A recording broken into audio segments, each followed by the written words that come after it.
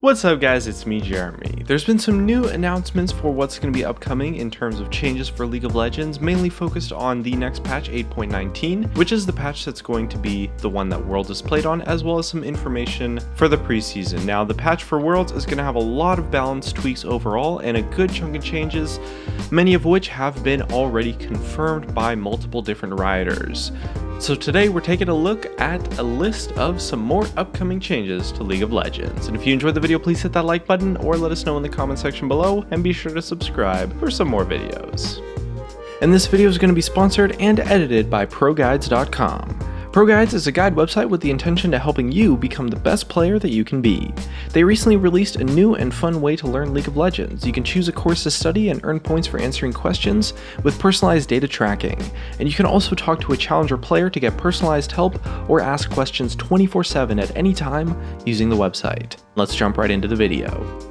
So the first set of changes we're looking at today are just a whole bunch of kind of minor sort of champion changes in preparation for Worlds this year. Now all this information comes from Riot Medler, and I kind of decided to group all of these together as one individual change because individually they're not really that significant, at least by themselves. So first up we've got Janna, who's being tested for a light buff on her passive conversion to her auto attacks and W, as she's not doing all that great at the moment, especially compared to how she's performed usually in the past. Enchanter supports in general are a little bit underplayed in pro play right now, and Riot wants to carve a little bit more variety into the support role in prep for Worlds. As well, Elise and Kha'Zix are going to be receiving small buffs, as they're believed to be kind of at the cusp of competitive play. The jungle variety is pretty good right now though, but having a couple more non-tank junglers viable in the meta isn't gonna hurt. Urgot's an emerging pick that's being heavily looked at for not necessarily having that much counterplay, but he's currently not set up for any changes. He's kind of just on the radar. He's got a couple of issues with his design in the meta right now that could risk him being pick ban or mid lane being dominated by tanky champions, so Riot said that they're kind of just really keeping an eye on him, potentially might even hotfix him if they decide to not change him in the patch. Olaf's also on watch, but currently not planned to be changed despite seeing a lot of play, as Riot thinks he brings something different to the jungle.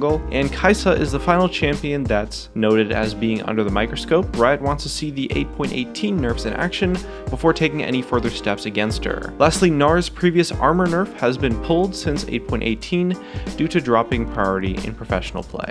Now there's also at least 2 confirmed item changes planned for the Worlds patch. Liandry's is going to be buffed to also deal 2% damage so that it can be a better HP stacking counter without requiring a specific champion to build Rylai's Scepter. Now after further testing, they also decided they might up the damage if the target is crowd controlled with 1.5% damage normally and 2.5% if they're crowd controlled, with 5 less overall ability power to not just make it a default buy every game on every champion style item. On the other hand of the balance scale, Warmog's unique passive Warmog's Heart is going to be nerfed a little bit because it's allowing teams to recover from poke and skirmishes way too quickly. So this is due to champions like Ornn, Cho'Gath, and Sion being especially popular right now using the item. Teams do need tanks though, so instead of hitting the champions, Riot is deciding to nerf the item, either by lowering the regen rate or by having the regen stop once you hit a certain point of maximum percent health. Now moving on from the balance tweaks that you can expect for Worlds, our next group of changes are smaller things or additions that are due to hit League of Legends in the near future.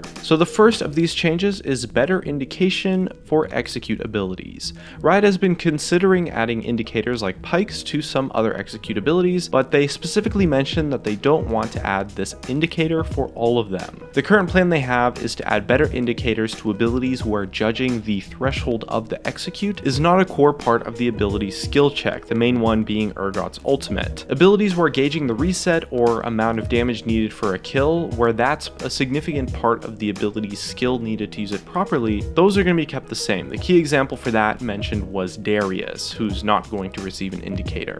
In patch 8.19, Urgot will be the first champion to receive this change to test if it's going to add any noticeable power to the champion or not, especially for solo queue and levels of play where the skill might not be as strong. If it goes well, champions like Cho'Gath and Garen ultimate against villains would likely be next, as they do have indicators already, but they're not as clear or serious as Pikes. Now the next change is to a specific rune and item combination, and that is Time Warp, Biscuits, Dark Seal, and Corrupting Potion. The regen that this full combo provides essentially just stalls a lane out indefinitely. It was being looked at for a change in patch 8.19, but was decided against to not disrupt the champions that utilize the combo for Worlds. However, they're definitely looking for a way to change this either before or during the next preseason patch. Another upcoming change is having position select in blind pick. Currently, the people who would work on that are actually trying to work on improving Clash and Ranked, so there's no guarantee that it will happen, but it's something that Riot Meddler is quoted for saying is on the radar, and they definitely want to get to it eventually. I definitely think this would make blind pick more enjoyable for people that like to play a certain role and maybe don't want blind pick to be as blind, and a big part of blind pick right now is kind of just everyone saying which role they want. So this kind of thing would definitely make the blind pick experience a lot more fun to play overall, at least for the most part, because you could always just queue as Phil anyway. Riot Meddler has also stated that they would like to do more versus events in the future. They've been well received, and there is plenty of champion rivalries to build upon in the game. The frequency on them in the future will likely vary, as with other themes like Pool Party, Project, Battlecast, etc. So look forward to more versus events in the future. Now for the remaining part of this list, we have some of the confirmed changes that are going to happen during preseason. Preseasons are of course the time in the game when we get the biggest changes to the core gameplay elements. Items, runes, the jungle, champion classes, nothing is safe from being completely flipped over on its head. So let's see what kind of things we can look forward to in the next preseason extravaganza. Now the first preseason change is to improve and lengthen the laning phase of the game as a whole. Recently, the laning phase has felt pretty short according to Riot, and some players feel like they just don't get much of a chance to play their champion in a solo environment and maybe lose that opportunity too early into the game. It feels pretty bad when you get stomped in lane and your tower is dead in 7 minutes and you don't get much of a room to make a comeback at all. Riot's current answer is to actually add a barricade to the outer turrets. This barricade has 5 small health bars and grant gold to any nearby champions to the team that destroys them. At 10 minutes, the barricade disappears, removing the extra defense on the turret and the opportunity for extra gold as well. This still rewards early pushing and early aggressive moves, but creates a slightly more lengthy and protected laning phase experience. Riot's also looking into buffing early game turret damage so that tower dives are going to be a little bit less of a thing. They don't want to get rid of them entirely, but they feel as though right now attackers, when tower diving, are not taking much of a risk as they should be. This current change prevents huge gold leads from someone who wins a lane roaming away and forming a death squad to dive a lane with the rest of his team. So it kind of sort of feeds into the next change as well, which is to make comebacks more achievable and more satisfying. Riot wants kill bounties to be based off of more than just kills. Especially at a high level play, a lot of snowball potential in a game comes from non-kill elements like objectives or even just CS really. So they're trying to figure out a way to integrate all gold sources into the bounty system. Of course, they don't want to take it too far and just punish a player for getting gold in the game. So that being said, it'll be interesting to see how this affects champions that farm really well but maybe get wrecked by the enemy team. Stuff like Proxy Singed or maybe a split pushing Tryndamere. Now global tower gold is also going down to reduce snowballing as well. It seems like these changes combined with the previously mentioned tower changes is going to make towers a little bit less of a significant source of income throughout a game. Now the next change they want to do is to kind of ease the eternal suffering of a game that feels lost but hasn't actually ended yet. I'm sure we've all been in that situation where there's a huge kill difference and gold difference and just about everything difference in the game, and one of the teams is clearly lost but just keeps wanting to play for maybe that slight chance of a comeback, but in reality it just takes forever and the game drags on and on and on. So Riot really wants to make it so that the time when a team develops a significant lead to when the game finally ends is much shorter than it is right now. And one of the ways they're going to be doing this is by having melee and cannon creeps have a much higher health scaling in the mid to late game, which decreases the chance that some sort of wave clear can stall out the game until the winning team can take Baron or Dragon again and siege and push. So with that, we're moving on to another really interesting change, and this one is targeted at runes. So Riot wants to disconnect rune paths and stat bonuses and just allow you to straight up pick independent stat boosts. So these boosts will be split into offensive categories, which will of course contain attack damage, ability power, attack speed and cooldown reduction, and the defensive category, which includes armor, magic resistance, scaling health, and health regeneration. So currently they're working out whether you will get 2 or 3 choices, but either way, this system will incentivize mixing a bit of offense and defense, and hopefully this change is going to allow for a lot more options and variation in rune pages instead of kind of just having a general page for a champion or perhaps a certain role or character type. Lastly, we've got a bunch of just random miscellaneous changes. So Riot is also looking to reduce the time before minions spawn down to 30 or 40 seconds because most players tend to get to where they need to be and end up standing around for 30 seconds at the early start of the game unless they're invading or having some kind of an early fight. Riot is also hoping to implement chat into the load screen to make the loading time feel a lot less boring, but they haven't fully confirmed that yet, and it's something that they're definitely still working on.